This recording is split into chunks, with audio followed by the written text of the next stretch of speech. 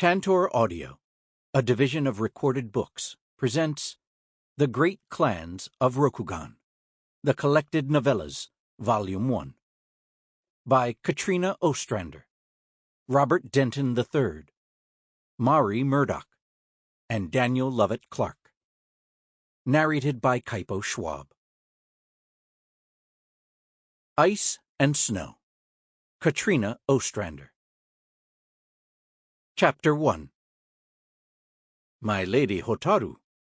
Doji Inobu greeted her with a bow that was perfectly acceptable to make to a samurai of noble birth, but woefully inadequate to make to the lord of Kyuden Doji, which Hotaru was not, strictly speaking. She was only acting lord, and the palace's long-time fixtures, such as Inobu, were unlikely to let her forget it any time soon. Rather than answer with only a curt nod, she gave him a deep bow, befitting an experienced orator and courtier. She no longer lived in the Kakita dueling academy, where she might draw her blade in a challenge, so she would resort to killing them with kindness instead. "Your attendance comes as a surprise, my lady. I assure you, you needn't trouble yourself this morning. This palace's advisers have everything well in hand. Please, join your family's guests in the great hall." Hotaru closed the sliding door behind her and composed a pleasant smile. "I appreciate your concern, but I shall stay, thank you." Hotaru took a seat at the low table and drew her folding fan from her sash. This deep into winter, she wouldn't need it to cool herself, but the cypress wood and silk stitching of the fan was a subtle reminder of her rank. "My family's guests and many relatives won't be offended if I join them in an hour." "As you say," Inobu replied.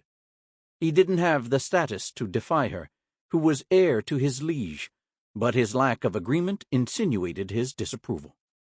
Inobu bowed to the first of the gathered advisers who would provide their reports.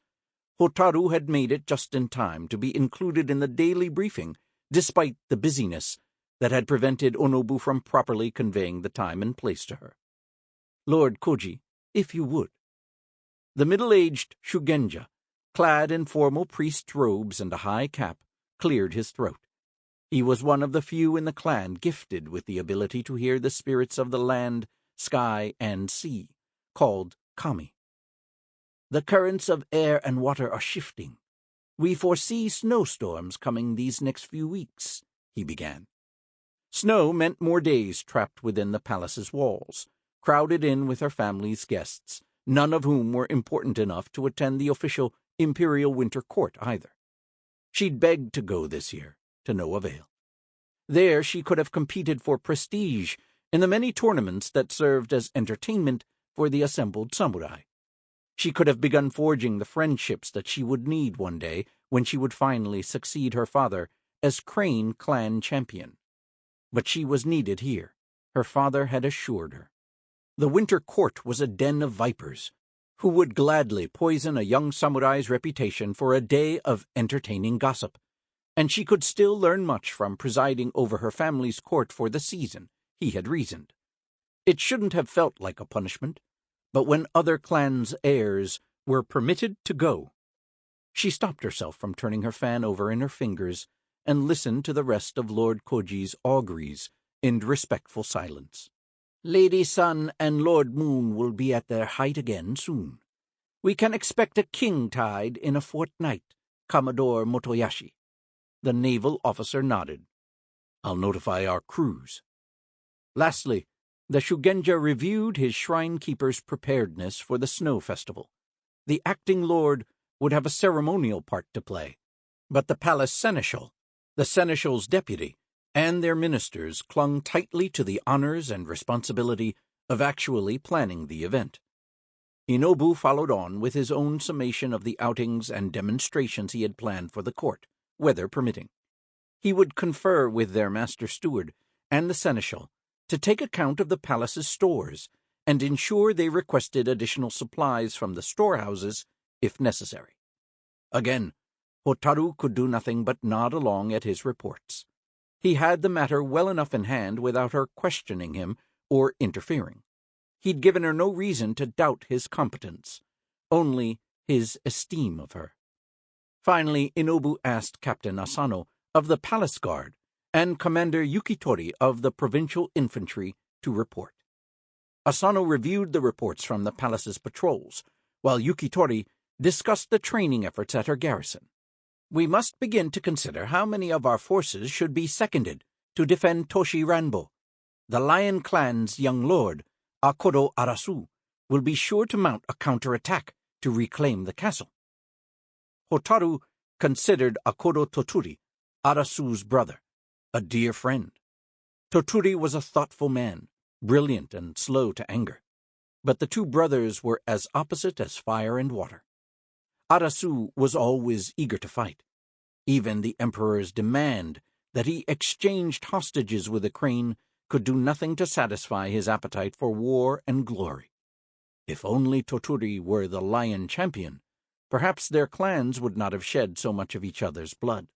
But Toturi had forsaken lion military affairs and traded the Akodo War College for a monastery. Inobu pondered.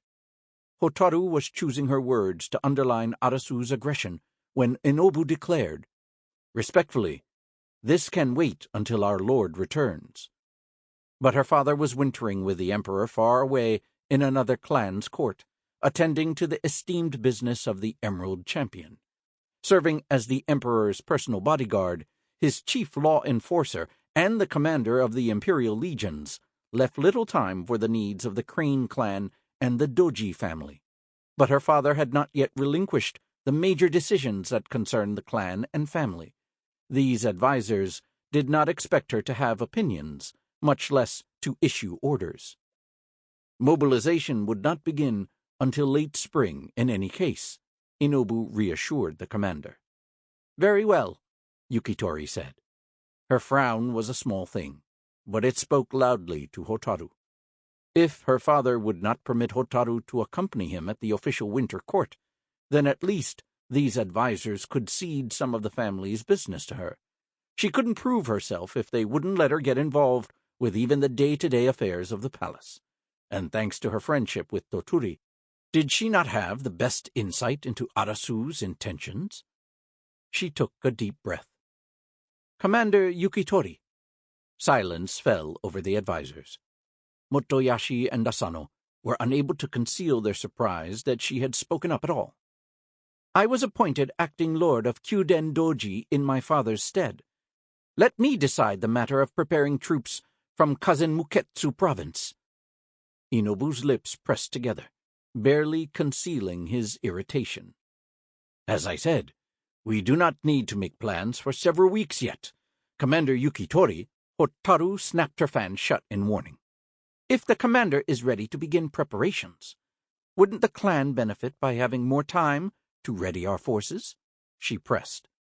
The advisers shifted uncomfortably. Inobu drew himself up, readying to strike with a polite but firm rebuke, when footsteps rushed down the hallway and the sliding door opened with a sudden snap. "My lady!" A soldier entered and bowed deeply. He was ostensibly addressing Hotaru, but his deference was directed toward the commander. "What is the meaning of this interruption?" Yukitori demanded. "I bear grave tidings." His head still low, the soldier approached and handed several folded papers to the commander before retreating to his original place.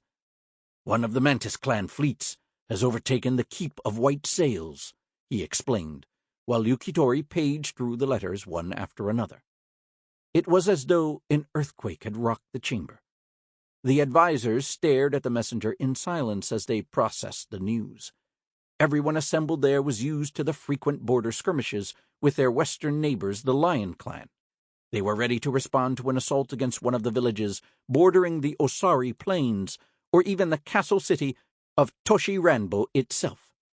But for their coast to be under assault this way, and by a mere minor family of traders and smugglers. The Keep of White Sails. Lord Sasaki Okimoto commands the garrison there, and oversees the Signal Fire Pavilion, yes? Hotaru asked. If she recalled her tutoring correctly, the Sasaki vassal family was sworn to her father. Their founder was a simple fisher who had rescued one of Hotaru's ancestors from a terrible storm at sea. As thanks, the fisherman had been elevated to the rank of samurai and granted the title to the Flying Fish Isles, an archipelago off the eastern coast of Oyomesan province. "That is correct, my lady," said Inobu. "But to think that a minor clan would be so brazen as to directly provoke us." "They are foolish, or delusional, or both," Motoyashi declared. Yukitori finished the reports and handed them to Asano to read next. "It would be easy to push the mantis from the keep in summer. Winter is another matter. We can assemble contingents of doji troops, but we might send word to the Daidoji to prepare reinforcements, both in terms of soldiers and ships. We'll need more than just your small fleet docked at Peaceful Village, Commodore." Motoyashi nodded gravely. "Captain, run and get us maps of this region, will you?" "Of course." Asano saluted Yukitori with a clenched fist and then departed the chamber. Inobu rubbed his chin. Our greatest obstacle is not one of logistics, but of legality. Even if we are reclaiming a castle that is rightfully ours, we risk escalation. We cannot commit more than a scant number of troops against the Mantis clan, lest we be seen as the aggressor. The Emperor has extended his personal protection to all of the minor clans, the Mantis included. Hotaru did not want to imagine the choices her father might be forced to make if the Emperor's legions had to be turned against those of his own clan. Koji finally spoke, his voice heavy with sorrow. "The laws of mortals are one consideration. The strictures of heaven are another. War means death, and death is an affront to the kami. There is already enough suffering to be endured by samurai and commoner alike."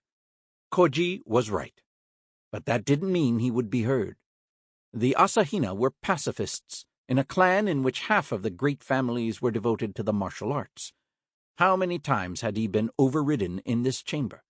And how many more times would he be forced to watch the crane march to battle? "We all want peace, but if we don't deal with this swiftly, our enemies will think they have a chance," Yukitori warned. "Sometimes we must fight to maintain the peace." "And sometimes wars can be won with words alone," Inobu countered. "Let us send a delegation first." "That may or may not work, depending on the Mantis's leader. Do we know who led the attack?" The foot soldier answered. "According to the local fisherfolk, the flagship's banners were painted black, with white lightning strikes." "That could be the Inazuma. Captain Gendo commands that vessel," Motoyashi suggested. "What do we know of him?" "Not much. We can ask around our captains." "I have heard of him before," Hotaru ventured. Everyone turned. This time their looks of surprise were tinged with curiosity. She took a deep breath and drew herself up straighter. It might have been luck, or fate, that she knew the name. This was her chance to prove her usefulness. "When I was still a student, Kakita Toshimoko, and I traveled to Gotei City on the islands of Silk and Spice. We met some of the sailors from Captain Gendo's crew. They were bold, even for the Mantis, and they'd just returned from a successful raid against some Pavaran pirates. They shouldn't be discounted as warriors." This was not the place for her to admit that she and her uncle had direct knowledge of their fighting from getting into a bout with some of the Inazuma's sailors after an outrageously lucky roll in a game of fortunes and winds, so she left that particular detail out. I see," Inobu said, still stroking his chin. Asano returned with the maps, and they hurriedly spread them out before them. "Still, how many ships and sailors would they have sent to take the keep and hold it?" Yukitori asked, pointing to the main island. "That all depends on the conditions during the battle," Motoyashi admitted. "Was it a night raid, an attack under the cover of fog, or an assault in broad daylight?" "'Twas an unnatural fog that rolled in with the dusk," the foot soldier reported. "We still don't know how many ships have docked in the Bay of White Sails." Motoyashi swore. "Lady Doji," he said, fixing his gaze on Hotaru, "what can you tell us about their raid against the privateers?" Now her usefulness would be determined. "Well, This was likely a boast on their part, but they claimed to have slaughtered everyone aboard without losing a single sailor. And now they have a walled keep with which to defend themselves, Asano pointed out. Do we have any idea how many soldiers remain on the island as captives, and do we suspect they treated the crane as brutally as they did the foreign sailors? There have been no requests for ransom yet, but I can't see the mantis leaving that money on the table, so to speak, Motoyashi said, even if they are bloodthirsty. Yukitori butted in. Then bring the Asahina Shugenja to defend our troops. Koji's face drained of color, but he seemed ready to send the request to his brother, the Asahina Daimyo, regardless. Again, I say we must consider levying the Daidoji reserves from the surrounding provinces, overwhelm the mantis in a decisive assault. For an island raid? No. A few of the Navy's best ships should suffice, Motoyashi countered. Perhaps we can make do with even fewer. Let them try to pit one of their warriors against a Kenshinzen, Asano suggested. Decide the matter in a duel to the death, and spare the forces of both sides. The Kenshinzen were the most elite Kakita duelists in the land, and sometime assassins who wore a mantle of courtly etiquette to murder their victims in public. Uncle Toshimoko was probably the most legendary Kenshinzen alive. Would they send him? More importantly, would he agree to do it? No one could order the gray crane around, or tell him to stay behind when he didn't want to. But if the mantis live up to their infamous reputation, and they refuse to accept the outcome of the duel, or if the Daidoji ships or armies cannot retake the island, Yukitori raised her voice, we will look even weaker. We must get the champion's counsel. Hotaru's heart thundered in her chest. How much longer would she be forced to defer to her father's counsel? Months? Years? No, she stood abruptly. She couldn't sit by and watch them bicker this way, or let this chance pass her by. She fought to steady her voice. Lord Doji appointed me to serve as acting lord of this palace, and this family. In the absence of the champion, and with no time to convene the council, only I can bring this matter to the lords of the Kakita, Daidoji, and Asahina. Motoyashi looked as though he were about to challenge Hotaru, but he bit back his words.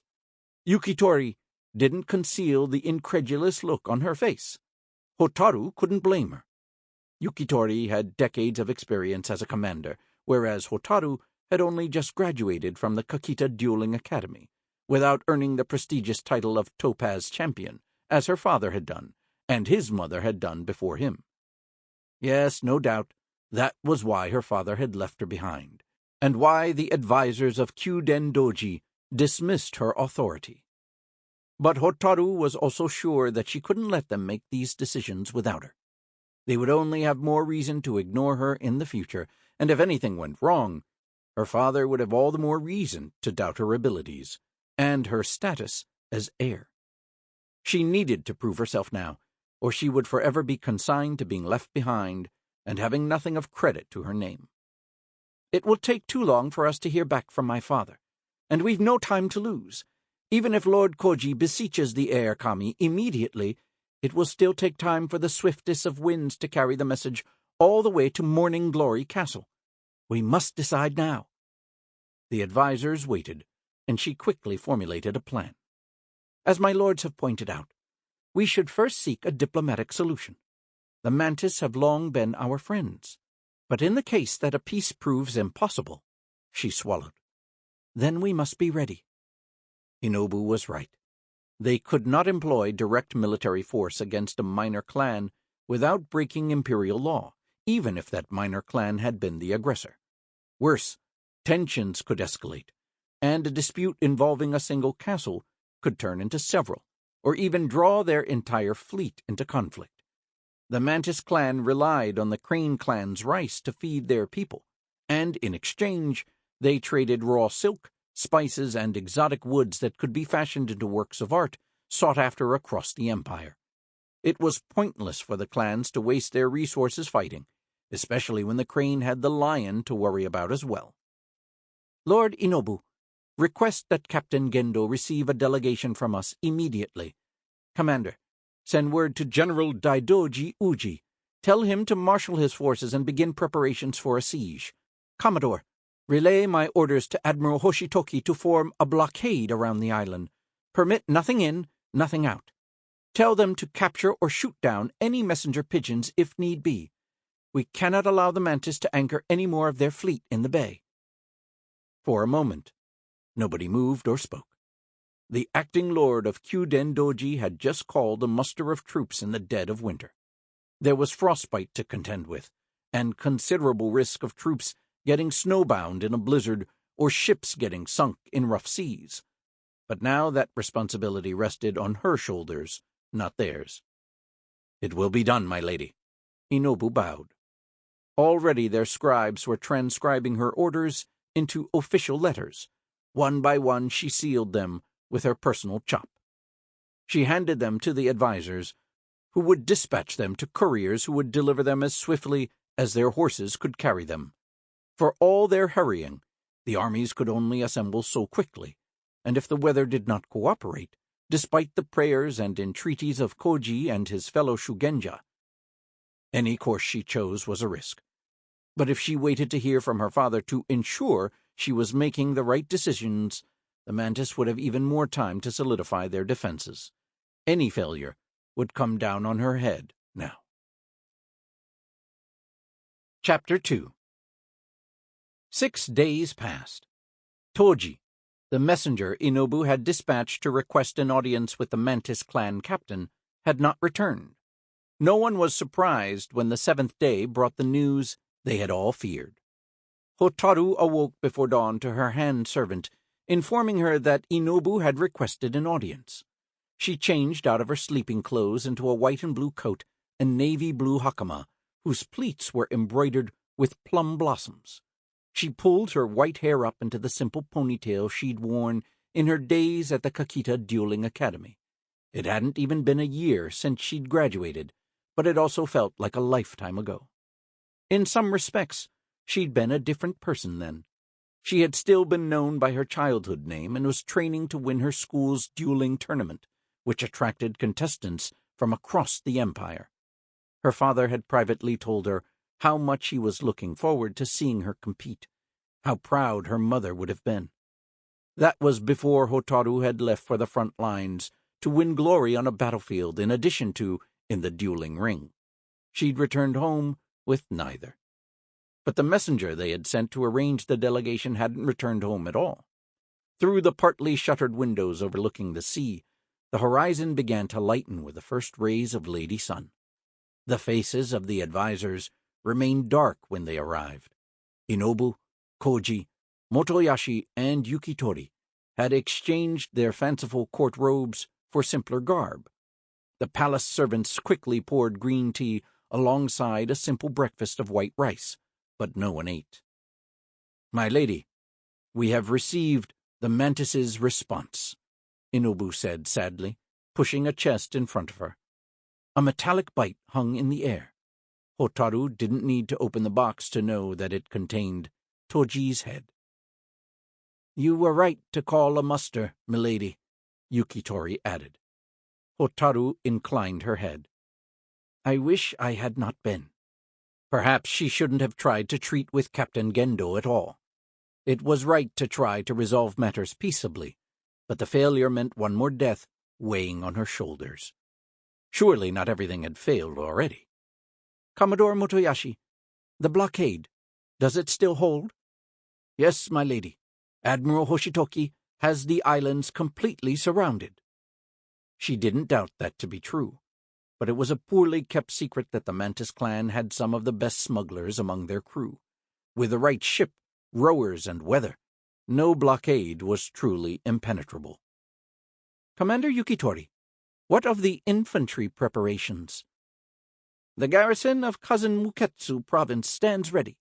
Reserve forces from Oyomesan and Gyosha provinces are marshalling at Cold Wind City to set sail at your command. They will be ready within the week." In a week, then, they could attempt a full-blown siege. Inobu cleared his throat. We have since received word back from our champion as well. He motioned for Koji to speak. The Shugenja bowed deeply. The champion said that he is prepared to beg the Emperor's permission to leave the court and return to Kyuden Doji should Lady Hotaru's plan fail. For the Emerald Champion to ask to forsake his imperial duties was unthinkable, even if it was meant as reassurance. The fan trembled in her fingers. She couldn't let her father down. She couldn't let their clan down. She met the eyes of Inobu. Is it possible that the Mantis would receive the heir to the Crane clan if they refused a delegation of lower status? My lady, it is far too dangerous to risk sending you as well. Hotaru couldn't let herself sound desperate as she asked. Other than that, what diplomatic options do we have left? She'd be to blame for more deaths by the time a siege was over. Our most influential diplomats are away at the Imperial Winter Court, unfortunately, and it will take more time to reach out to our representatives on the islands of Silk and Spice. But if they were to request an audience with Lord Yoritomo himself, Inobu suggested. The Crane were a great clan. They did not beg the lords of minor clans to call back their raiding parties from Crane clan territories. For the Crane to demand a withdrawal would require them to back up their threat with action, rendering the time wasted. Yet, did the imperial law forbid the great clans from attacking a group of renegade pirates who illegally seized a keep and committed such vicious acts as beheading messengers? It was an argument that the best Crane magistrates could make in the courts across Rokugan, and probably win.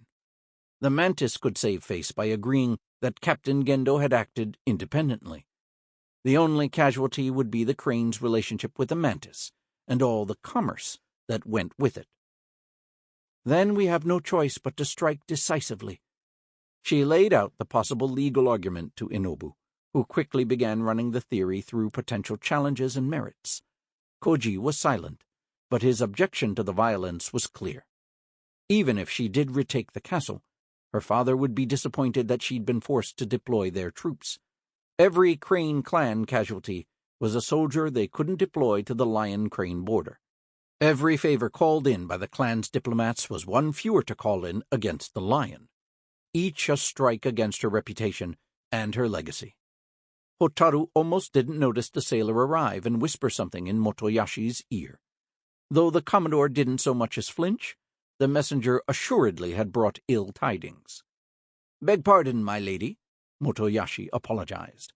"I have just received urgent news. One of the Admiral's ships captured an Imperial vessel before it could reach the Isles." Her heart nearly stopped. Yes, she'd ordered a blockade, but to forbid an Imperial vessel. Permit nothing in, nothing out. She should have been more specific. She couldn't afford any mistakes, much less a scandal. "One of its passengers claims to be an emissary of the Emperor." Suddenly the room was too warm, and the floor beneath her swayed.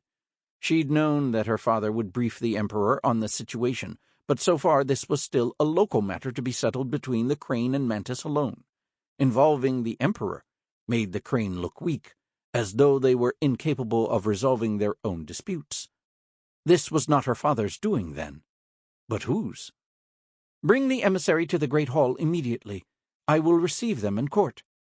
Her advisers practically leapt to their feet, emptying the room in rapid succession to make all the necessary preparations. Doji Inobu lingered behind for a moment, before approaching Hotaru with a deep bow. He wanted something. "My lady, should you see fit, it would be my honor and privilege to negotiate with the emissary on behalf of the Crane clan." Of course it would be. It would also undercut any authority she'd won from her advisers. "The Crane clan appreciates your offer of service, Lord Inobu," Hotaru answered, keeping a level tone. It would be impolite not to acknowledge his dutifulness. His eyes brightened. "You have always been considered a loyal servant of my father." He bowed, more deeply this time. She rose and was about to cross the threshold into the hallway, when she added, "Yet it must be me to receive the emissary. I shall see you in court in a few moments." She didn't slam the sliding door behind her, But Inobu winced, as though she had. Hopefully she had. Sample complete. Ready to continue?